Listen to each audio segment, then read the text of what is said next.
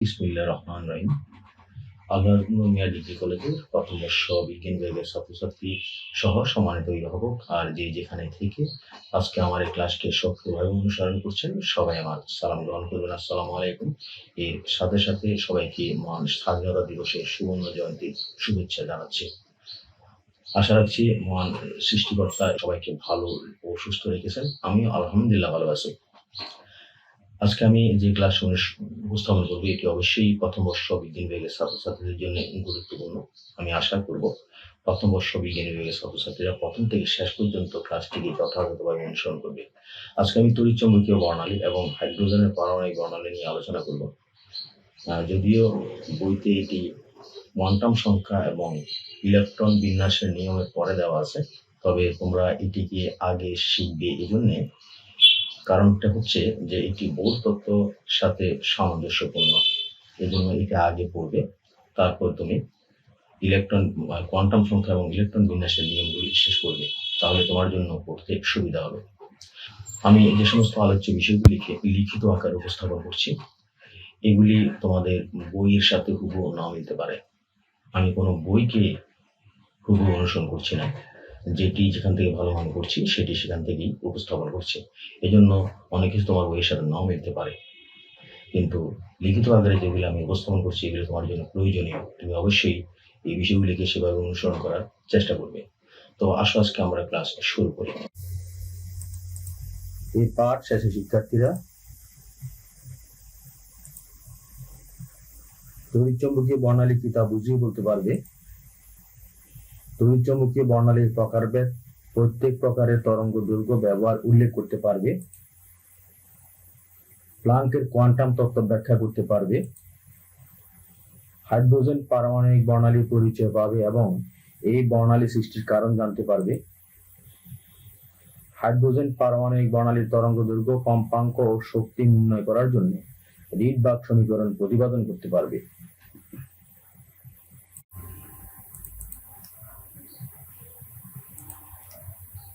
প্রথমে তড়িৎ চৌম্বকীয় বর্ণালী নিয়ে আলোচনা করব।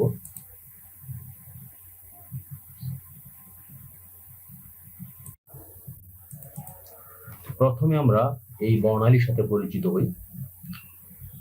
তড়িৎ এবং চৌম্বক ক্ষেত্রে প্রভাবে যে সকল দৃশ্যমান এবং অদৃশ্যমান আলো উৎপত্তি ঘটে সেগুলিকে আমরা বলবো তড়িৎ চৌম্বকীয় বর্ণালী, বা এদেরকে আমরা তড়িৎ চৌম্বকীয় বিকিরণরশ্মিও বলতে পারি। এখানে একটি চিত্র খেয়াল করে যেটা, সেটা হলো এখানে তোমরা একটি তরঙ্গ দেখতে পাচ্ছ।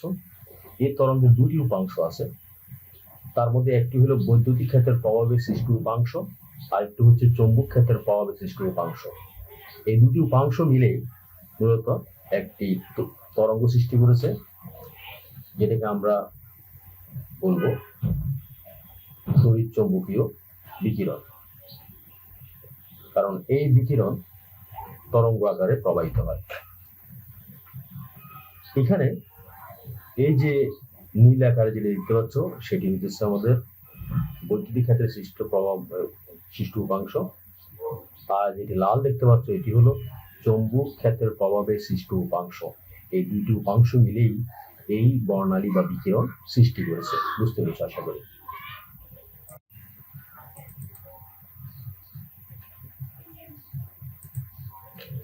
এবার খেয়াল করো, তড়িৎ চৌম্বকীয় বর্ণালীর সাথে সংশ্লিষ্ট কিছু রাশি নিয়ে আমরা আলোচনা করি। তার মধ্যে প্রথমটি হচ্ছে তরঙ্গ দৈর্ঘ্য।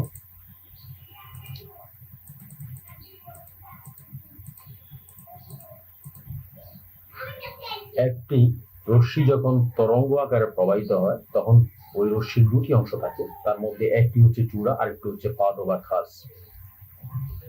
তরঙ্গ দৈর্ঘ্য হচ্ছে দুইটি চূড়ার মধ্যবর্তী দূরত্ব অথবা দুইটি খাজের মধ্যবর্তী দূরত্ব। তার মানে দুইটি চূড়ার মধ্যবর্তী দূরত্বকে তরঙ্গ দৈর্ঘ্য বলা হয়ে থাকে, বা দুইটি খাজ বা পাদ এর মধ্যবর্তী দূরত্বকে তরঙ্গ দৈর্ঘ্য বলা হয়ে থাকে। এই তরঙ্গ দৈর্ঘ্যকে ল্যামডা দ্বারা প্রকাশ করা হয়। বুঝতে পেরেছ আশা করি। এবার আমরা কম্পাঙ্কের সাথে পরিচিত হই। কোন একটি রশ্মি প্রতি সেকেন্ডে যতটি পূর্ণ তরঙ্গ দেবে তাকে ওই রশ্মির কম্পাঙ্ক বলে। কম্পাঙ্ককে ইংরেজিতে ফ্রিকোয়েন্সি বলা হয়ে থাকে, তাকে নিউ দ্বারা প্রকাশ করা হয়। একটি চিত্র খেয়াল করে এখানে, একটি রশ্মি যখন তরঙ্গ আকারে প্রবাহিত হবে তখন এই চূড়া থেকে চূড়া পর্যন্ত দূরত্ব অথবা পাদ থেকে পাদ পর্যন্ত দূরত্বকে আমরা একটি তরঙ্গ বলবো। তাহলে এরকম প্রতি সেকেন্ডে যতটি তরঙ্গ দেবে সেটাকে বলবো আমরা কম্পাঙ্ক। বুঝতে পেরেছ আশা করি।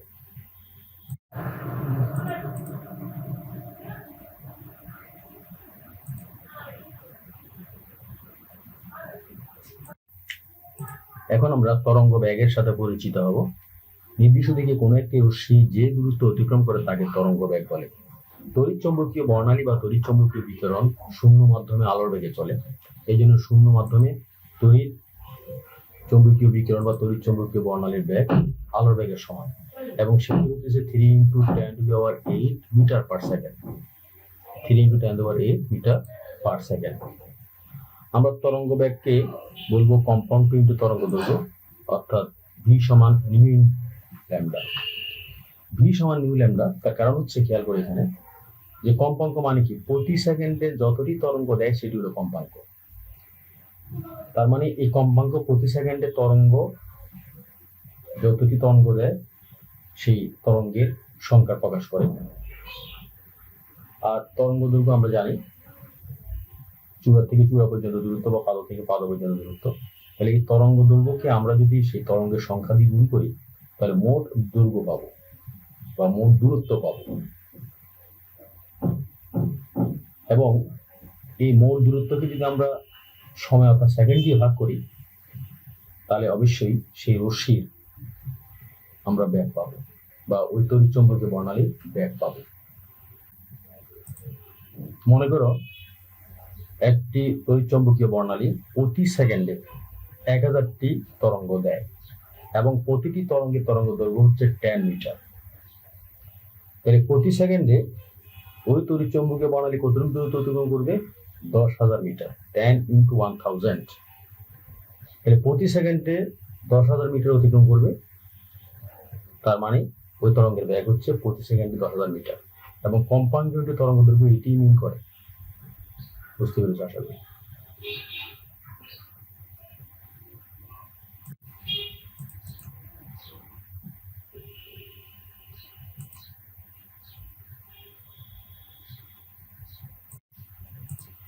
এবার খেয়াল করো তরঙ্গ সংখ্যা। কোন একটি রশ্মির প্রতি সেন্টিমিটারে সৃষ্ট পূর্ণ তরঙ্গের সংখ্যাকে আমরা বলবো তরঙ্গ সংখ্যা। এই তরঙ্গ সংখ্যাকে নিউ বার দ্বারা প্রকাশ করা হয়। নিউ বার সমান 1/λ। অর্থাৎ 1 কে আমরা যদি ল্যামডা দিয়ে ভাগ করি, তরঙ্গ দৈর্ঘ্য দিয়ে ভাগ করি, তাহলে আমরা তরঙ্গ সংখ্যা পাবো। অর্থাৎ প্রতি সেন্টিমিটারে যতটি পূর্ণ তরঙ্গ সৃষ্টি হবে সেই সংখ্যাটা পাওয়া যাবে। বুঝতে পেরেছ আশা করি।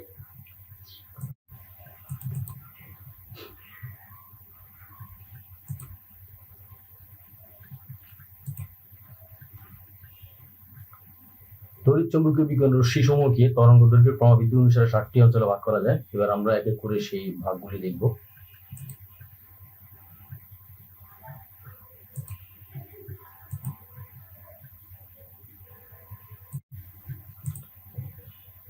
তো একটা বিষয় খেয়াল করে যেটা, সেটা হলো যে এই সমস্ত রশ্মি সমূহকে তাদের তরঙ্গ দৈর্ঘ্য বৃদ্ধির ক্রম অনুসারে সাজানো হয়েছে। সুতরাং এক একটি রশ্মির তরঙ্গ দৈর্ঘ্য এক এক রকম। এই তরঙ্গ দৈর্ঘ্যের উপরে ভিত্তি করে এই সমস্ত রশ্মি সমূহ নির্মিত হয়েছে। প্রথম আসি আমরা গামা রশ্মি। গামা রশ্মির তরঙ্গ দৈর্ঘ্য হচ্ছে 10⁵ nm থেকে 10⁵ nm পর্যন্ত। nm মানে হচ্ছে ন্যানোমিটার। এই অঞ্চলের তরঙ্গ দৈর্ঘ্য অতি ক্ষুদ্র হওয়ায় এই তরঙ্গ অধিক শক্তি সম্পন্ন হয়ে থাকে। তরঙ্গ দৈর্ঘ্য যত ক্ষুদ্র হবে সেই তরঙ্গের শক্তিও তত বেশি হবে। এটা কিভাবে হবে সেটা আমরা যখন প্লাঙ্কের সমীকরণ পড়বো তখন আমরা বিষয় সম্পর্কে আরো ভালোভাবে অবহিত হব। এই রশ্মি দেহে অভ্যন্তরে ক্যান্সার আক্রান্ত কোষ ধ্বংসে এবং খাদ্য প্রক্রিয়াজাতকরণে অণুজীব ধ্বংসে ব্যবহৃত হয়। তোমরা চিত্রে একটি গামা রশ্মি দেখতে পাচ্ছ। পরমাণু নিউক্লিয়াস থেকে এরকম তড়িৎ চৌম্বকীয় বর্ণালী হিসেবে গামা রশ্মি নির্গত হয়।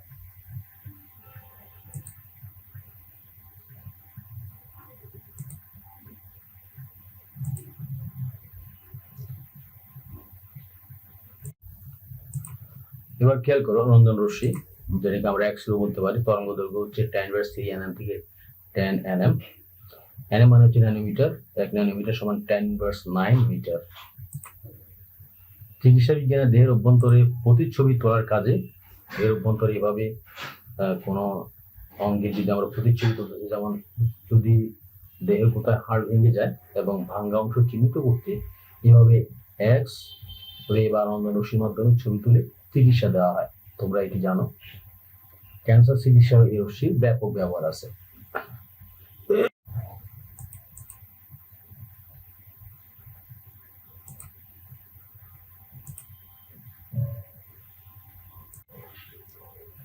এখন আমরা অতিবেগুনি রশ্মি বা ইউভি রশ্মির সাথে পরিচিত হব।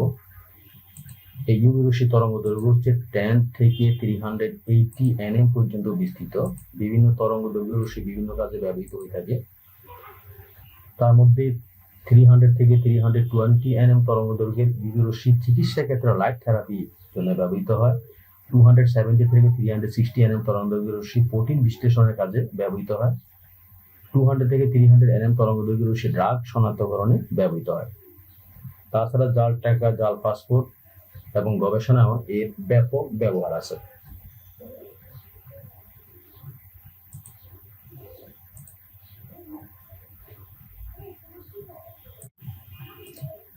এবার খেয়াল করো দৃশ্যমান রশ্মি। এই ধরনের রশ্মির সাথে তোমরা ভালোভাবে পরিচিত আছো। সাদা আলোকে বিশ্লেষিত করলে আমরা 7টি দৃশ্যমান রশ্মি পাই। এই অঞ্চলটি 380 থেকে 780 nm পর্যন্ত বিস্তৃত। দেখা এবং বিশ্লেষণী রসায়নে পদার্থের পরিমাণ নির্ণয়ে এটি ব্যবহৃত হয়।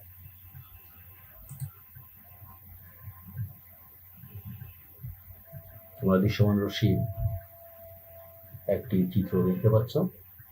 প্রিজমের ভিতর দিয়ে যখন সাদা আলো প্রবাহিত হচ্ছে তখন এটি 7টি অঞ্চলে বিভক্ত হয়ে যাচ্ছে।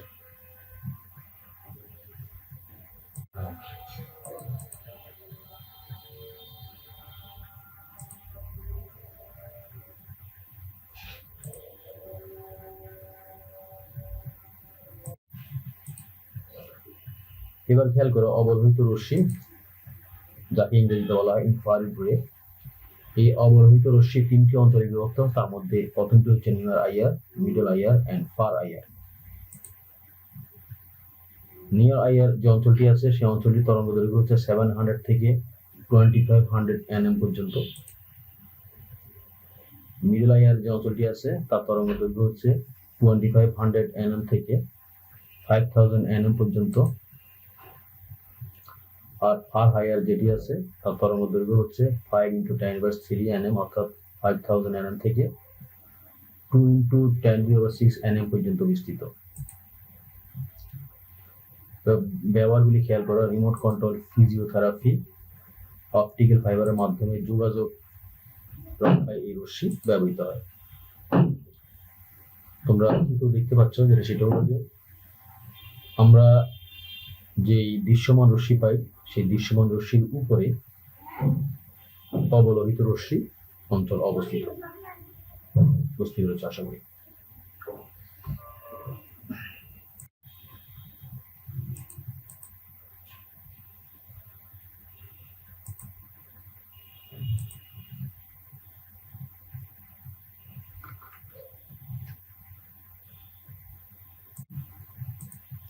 খেয়াল করো মাইক্রোওয়েভস। এই রশ্মির তরঙ্গ দৈর্ঘ্য হলো 10⁶ nm থেকে 10⁹ nm পর্যন্ত। Mobile tower, wifi, mobile phone signal, মাইক্রোওয়েভে ব্যবহার করা হয়। অর্থাৎ আমাদের মোবাইল ফোনে বা ওয়াইফাই মোবাইল যে টাওয়ার আছে সেখানে মাইক্রোওয়েভস ব্যবহৃত হয়। আর মাইক্রোওয়েভে কারণ এই রশ্মি তাপ উৎপন্ন করতে পারে, যার ফলে এটি মাইক্রোওয়েভে ব্যবহার করলে সেখান থেকে এই ওয়েভ থেকে তাপ পাওয়া যায় এবং সেই তাপ দিয়ে বিভিন্ন খাদ্যদ্রব্যকে গরম করা যায়। বুঝতে পেরেছ আশা করি।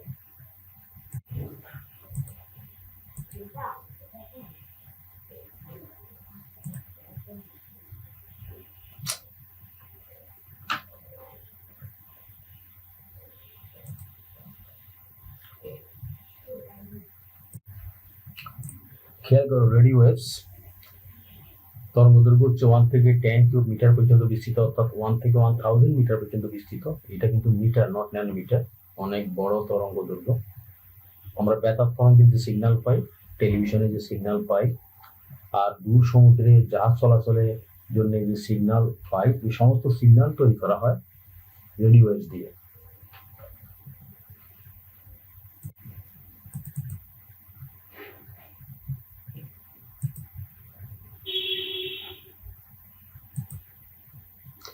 এখন আমি বিজ্ঞানী ম্যাক্স প্ল্যাঙ্কের কোয়ান্টাম তত্ত্ব নিয়ে আলোচনা করব।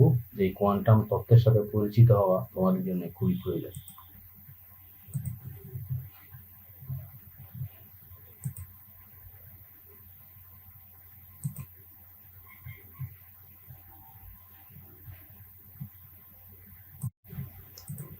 বিজ্ঞানী ম্যাক্স প্লাঙ্কের মতে আলো কোনো নিরবিচ্ছিন্ন শক্তি নয়, এটি বিচ্ছিন্ন শক্তি হিসাবে নির্গত হয়, এবং প্রত্যেকটি বিচ্ছিন্ন শক্তি হচ্ছে এক একটি ক্ষুদ্র শক্তির প্যাকেট। এই ক্ষুদ্র শক্তির প্যাকেট হচ্ছে এক কোয়ান্টাম শক্তি, অর্থাৎ আলো এক কোয়ান্টাম শক্তি হিসাবে নির্গত হয়। পরবর্তীতে বিজ্ঞানী আইনস্টাইন তার বিখ্যাত ফটো ইলেকট্রিক এফেক্টের মাধ্যমে ব্যাখ্যা দিলেন, আলোক শক্তি হচ্ছে ক্ষুদ্র শক্তি কণা বা ফোটনের প্রবাহ। প্রতিটি ফোটনের মান হচ্ছে এক কোয়ান্টাম শক্তি, আর কোনো বিকিরিত শক্তির পরিমাণ হচ্ছে ওই বিকিরিত শক্তির ফ্রিকোয়েন্সি বা কম্পাঙ্কের সমানুপাতিক। অর্থাৎ ফ্রিকোয়েন্সি বা কম্পাঙ্ক যে হারে বাড়বে, শক্তির পরিমাণও সে হারে বাড়বে। এবার আসলে আমরা সামনের দিকে যাই, এটি গাণিতিকভাবে বোঝার চেষ্টা করি।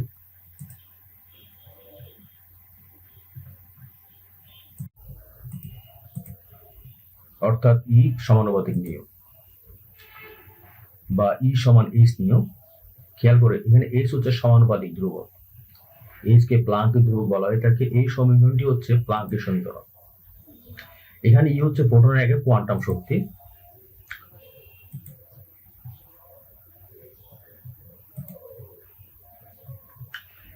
এইচ প্লাঙ্কের ধ্রুবক। এই প্লাঙ্কের ধ্রুবকের মান হচ্ছে 6.626 × 10⁻34 জুল সেকেন্ড। এটি তোমরা ব্যবহার করেছো। তোমরা জানো 1 জুল সমান 1 নিউটন ইন্টু 1 মিটার। নিউটনকে আমরা লিখতে পারি ভর ইন্টু ত্বরণ, তাহলে kg metre second inverse 2 into 1 M. এটি আমরা নিউটনের পরিবর্তে লিখতে পারি সমান 1 kg metre square S inverse 2। এটা গুণ করলে হবে এটি। সুতরাং এই সমান আমরা লিখতে পারি 1 kg metre square S inverse 2 into S. এটি হচ্ছে জে, এটি হচ্ছে এস। তাহলে জে সমান সমান তাহলে কি হবে 1 kg metre square S inverse 1, কারণ এখানে এস আর এস ইনভার্স 2 গুণ করলে এস ইনভার্স 1 হবে। আবার খেয়াল করো, বিকিরণের ফ্রিকোয়েন্সি বা কম্পাঙ্কের একক হচ্ছে সেকেন্ড ইনভার্স 1, যাকে হার্জ বলা হয়ে থাকে। হার্জ হচ্ছে একজন বিজ্ঞানীর নাম। এখানে একটা বিষয় খেয়াল করো, যেটা হলো যে কম্পাঙ্ক মানে কি।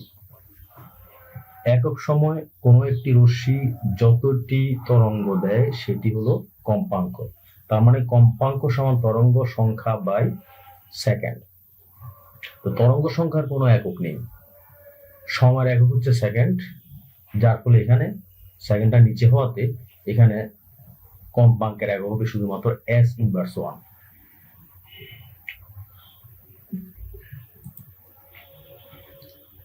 বা আমরা ই সমান লিখতে পারি H into C by lambda, কারণ আমরা তো শিখেছি নিউ সমান ব্যাগ বাই তরঙ্গ দৈর্ঘ্য। এখানে সি মানে হচ্ছে ব্যাগ, ভি দিয়েও ব্যাগ বোঝায়, আবার সি দিয়েও ব্যাগ বোঝায়।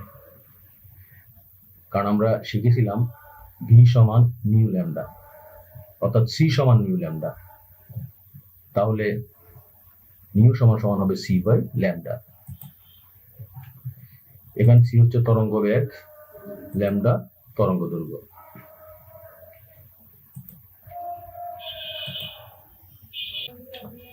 এবার খেয়াল করো হাইড্রোজেনের পারমাণবিক বর্ণালী। তোমরা ইতিপূর্বে জেনেছো বোর তত্ত্ব দ্বারা হাইড্রোজেনের পারমাণবিক বর্ণালী ব্যাখ্যা করা যায় এবং হাইড্রোজেনের মতো যে সমস্ত আয়নে একটি ইলেকট্রন আছে সে সমস্ত আয়নের পারমাণবিক বর্ণালীও ব্যাখ্যা করা যায়।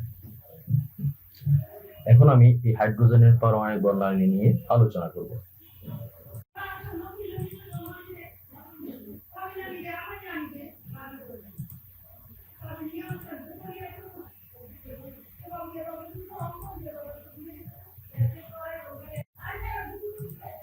খেয়াল করো হাইড্রোজেনকে নিম্নচাপে কাঁচ তলে রেখে এর ভিতর দিয়ে বিদ্যুৎ ক্ষরণ ঘটালে হাইড্রোজেন গ্যাস থেকে গোলাপি বর্ণের এক ধরনের আলো বিকিরিত হয়।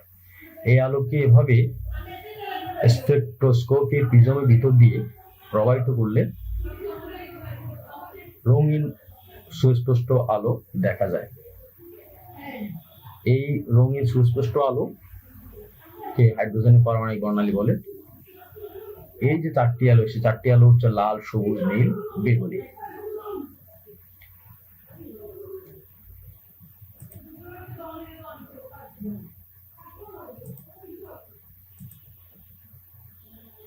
এবার আমরা বর্ণালী সৃষ্টির কারণ সম্পর্কে জানবো।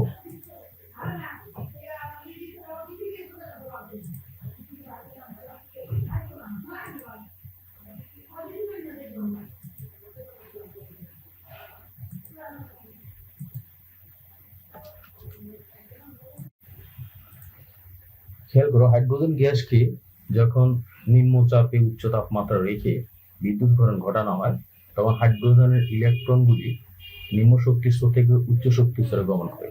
পরে শক্তি উৎস ফিরিয়ে নিলে সেই ইলেকট্রনগুলি আবার নিম্ন শক্তি স্তরে ফিরে আসে।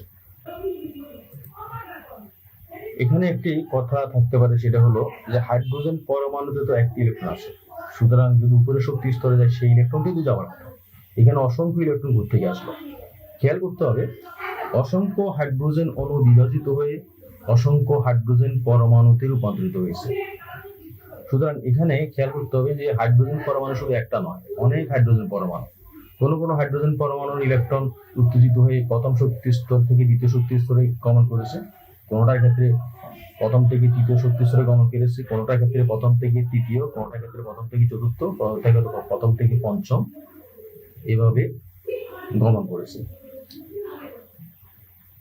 এরপরে যখন শক্তির উৎস ফিরিয়ে নেওয়া হয়েছে তখন কিন্তু ইলেকট্রন সমূহ কিন্তু আবার 1 নম্বর শক্তি স্তরে ফিরে আসেনি। কেউ ফিরে এসেছে 2 নম্বরে, কেউ 3 নম্বরে, কেউ 1 নম্বরে, এভাবে ফিরে এসেছে। এভাবে ফিরে আসার কারণে আমরা বিভিন্ন তরঙ্গ দৈর্ঘ্যের রশ্মি পেয়েছি, অর্থাৎ বিভিন্ন তরঙ্গ দৈর্ঘ্যের রশ্মি বিকিরিত হয়েছে। বুঝতে পেরেছ আশা করি।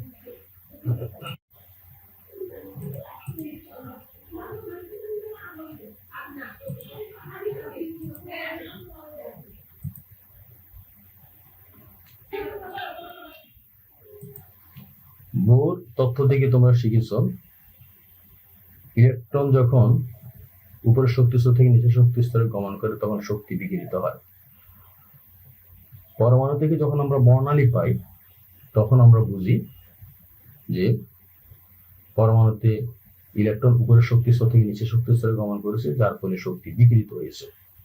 এখন খেয়াল করো হাইড্রোজেনের বিভিন্ন পরমাণু থেকে ইলেকট্রন যখন 1 নম্বর শক্তি স্তর থেকে শক্তি শোষণ করে উপরের শক্তি স্তরে গমন করেছিল, গমন করার পরে আবার নিম্ন শক্তি স্তরগুলিতে ফিরে এসেছে। তবে সবগুলি কিন্তু 1 নম্বর শক্তি স্তরে ফিরে আসেনি। আগে বলেছি কেউ ফিরে এসেছে 1 নম্বরে, কেউ 2 নম্বরে, কেউ 3 নম্বরে, কেউ 4 নম্বরে। এভাবে ইলেকট্রন যখন বিভিন্ন শক্তি স্তরে গমন করে 1 নম্বর শক্তি স্তরে ফিরে আসবে তখন আমরা এক ধরনের বর্ণালী সিরিজ পাবো, যেটাকে আমরা বলবো লাইম্যান সিরিজ। এই লাইম্যান সিরিজের যে বর্ণালী সমূহ, এই বর্ণালী সমূহ পূর্বে অতি বেগুনি অঞ্চলে, অর্থাৎ অতি বেগুনি অঞ্চলের তরঙ্গ দৈর্ঘ্য হচ্ছে tan হতে 380 nm। তোমরা জানো tan থেকে 380 nm এর মধ্যে এই বর্ণালীগুলির তরঙ্গ দৈর্ঘ্য পড়বে। যেমন এখান থেকে এখানে ফিরে আসলে 7 নম্বর থেকে 1 নম্বরে ফিরে আসলে তাহলে এক ধরনের তরঙ্গ দৈর্ঘ্যের বর্ণালী আমরা পাবো। তবে যে তরঙ্গ দৈর্ঘ্য আমরা পাই না কেন সেটি হবে অতিবেগুনী অঞ্চলের, অর্থাৎ tan হতে 380-র মধ্যে। আবার যদি 6 নম্বর থেকে 1 নম্বর ফিরে আসে তাহলে আমরা যে বর্ণালী পাবো সেটিও হবে অতিবেগুনী অঞ্চলের। একইভাবে যদি 4 নম্বর থেকে 1 নম্বর ফিরে আসে যেই বর্ণালী আমরা পাবো সেটিও হবে অতিবেগুনী অঞ্চলে। অর্থাৎ এখানে 1 নম্বরে ফিরে আসলেই ওই যেই বর্ণালী আমরা পাবো সেই বর্ণালীগুলির তরঙ্গ দৈর্ঘ্য পড়বে tan হতে 380 nm এর মধ্যে, অর্থাৎ অতি বেগুনী অঞ্চলের তরঙ্গ দৈর্ঘ্যের সীমার মধ্যে। এজন্য বলা হয়ে থাকে লাইম্যান সিরিজের বর্ণালীগুলি হচ্ছে অতি বেগুনী অঞ্চলের। বুঝতে পেরেছ আশা করি।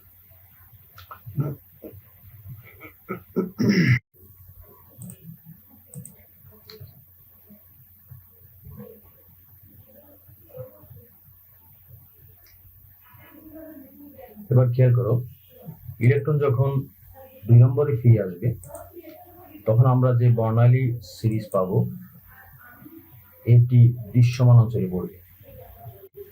অর্থাৎ দৃশ্যমান রশ্মি তরঙ্গ দৈর্ঘ্য আমরা জানি 380 থেকে 780-র মধ্যে।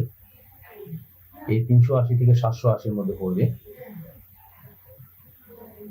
এই জন্যে এই সিরিজকে বলা হয় বামার সিরিজ, আবিষ্কারকের নাম অনুসারে।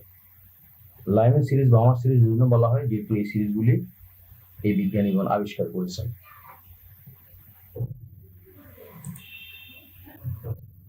এবার খেয়াল করো, ইলেকট্রন যদি 3 নম্বরে ফিরে আসে তাহলে আমরা যেই তরঙ্গ দৈর্ঘ্যের বর্ণালী পাবো সেই বর্ণালী সিরিজগুলি পড়বে অবলোহিত অঞ্চলে, এবং এই সিরিজটা আবিষ্কার করেছেন বিজ্ঞানী প্যারসন। এই জন্য এই সিরিজটিকে প্যারসন সিরিজ বলা হয়ে থাকে।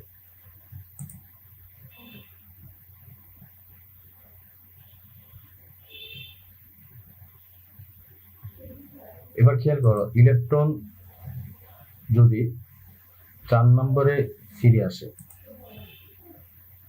তাহলে আমরা যে বর্ণালী সিরিজ পাবো সেটি হলো ব্র্যাকেট সিরিজ, এবং এই সিরিজে বর্ণালী সমূহের তরঙ্গ দৈর্ঘ্য অবলোহিত অঞ্চলে পড়বে।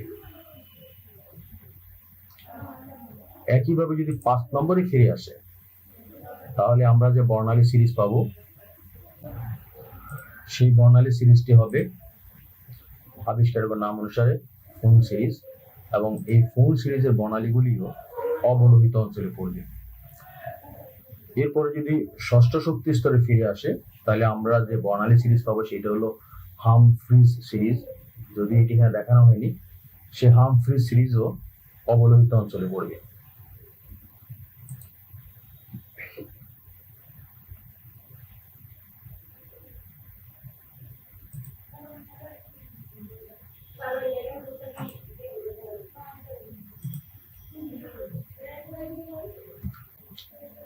এখন আমরা একটি সমীকরণ প্রতিপাদন করব, যে সমীকরণটি হচ্ছে হিলবার্গ সমীকরণ।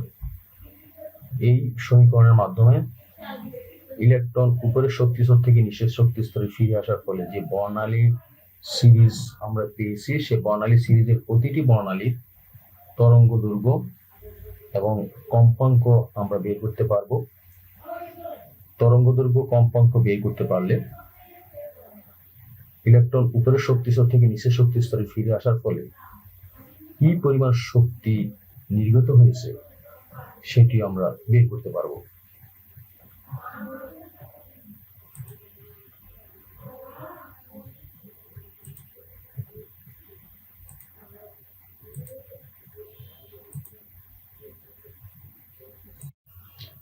খেয়াল করো, রিডবার্গ সমীকরণ প্রতিপাদন। হাইড্রোজেনের ইলেকট্রন নিচের শক্তি স্তর থেকে উপরের শক্তি স্তরে গমন করে, অর্থাৎ প্রথম শক্তি স্তর থেকে উপরের শক্তি স্তরগুলিতে গমন করে। মনে করি ইলেকট্রন উপরের শক্তি স্তরের যে কোনো একটা শক্তি স্তর E2 থেকে নিচের যে কোনো একটা শক্তি স্তর E1 এ ফিরে এসেছে, যার ফলে ল্যামডা তরঙ্গ দৈর্ঘ্যের আলো বিকিরণ করেছে বা ল্যামডা তরঙ্গ দৈর্ঘ্যের রশ্মি বিকিরণ করেছে। এখন আমরা E2 এবং E1 এই দুই শক্তি স্তরের পার্থক্য থেকে তরঙ্গ দৈর্ঘ্য ল্যামডা এর মান বের করতে পারবো। খেয়াল করে এটি কিভাবে?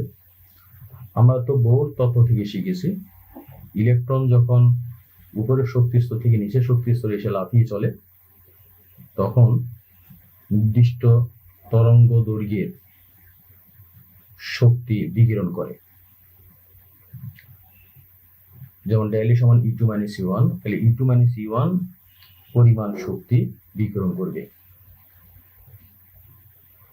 আমরা প্লাঙ্কের সমীকরণ থেকে শিখেছি ডেলি সমান হচ্ছে h নিয়, অর্থাৎ যে পরিমাণ শক্তি শোষণ বা বিকিরণ করবে সেটি হচ্ছে h নিয় প্লাঙ্কের সমীকরণ অনুসারে। এখানে h নিয় হচ্ছে বিকিরিত শক্তি।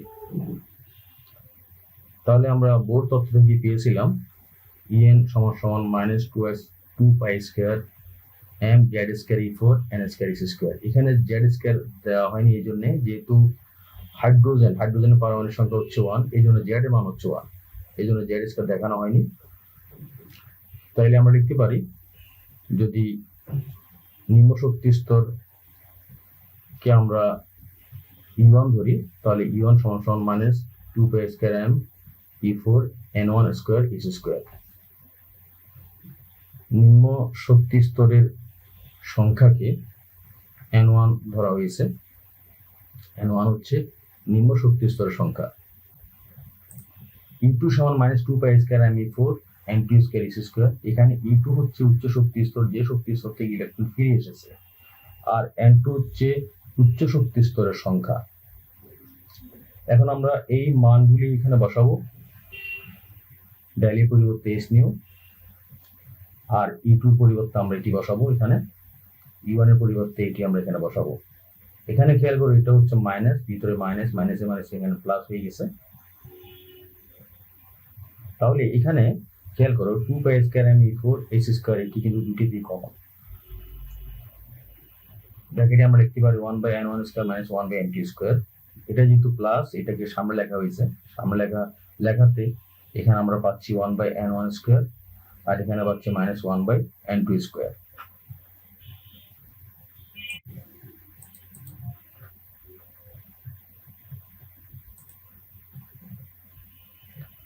এবার খেয়াল করো, আমরা লিখতে পারি AC/λ সমান 2 pi square m E4 h², 1/n1² - 1/n2²।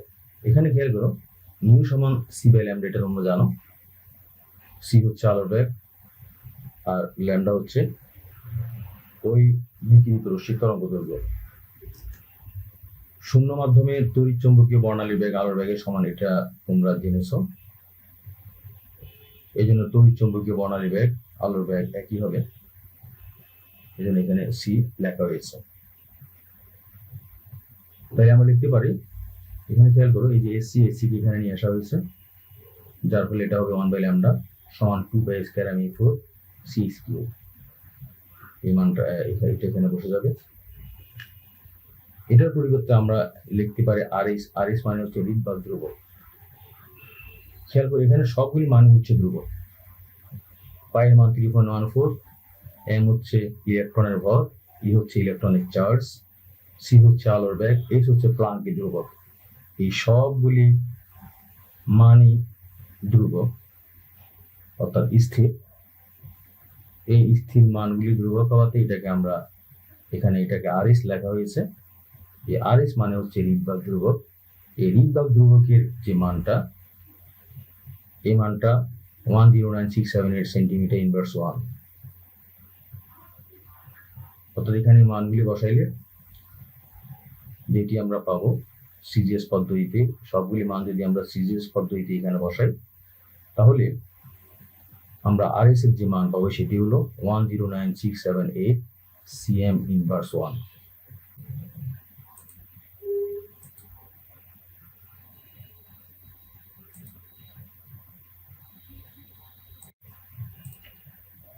খেয়াল করো 1/λ সমান আমরা নিউ বার লিখতে পারি। নিউ বার মানে তরঙ্গ সংখ্যা, 1 কে ল্যামডা মানে 1 কে তরঙ্গ দৈর্ঘ্য দিয়ে ভাগ করলে তরঙ্গ সংখ্যা অর্থাৎ নিউ বার পাওয়া যায়, সমান আর is 1/n1 square minus 1/n2 square.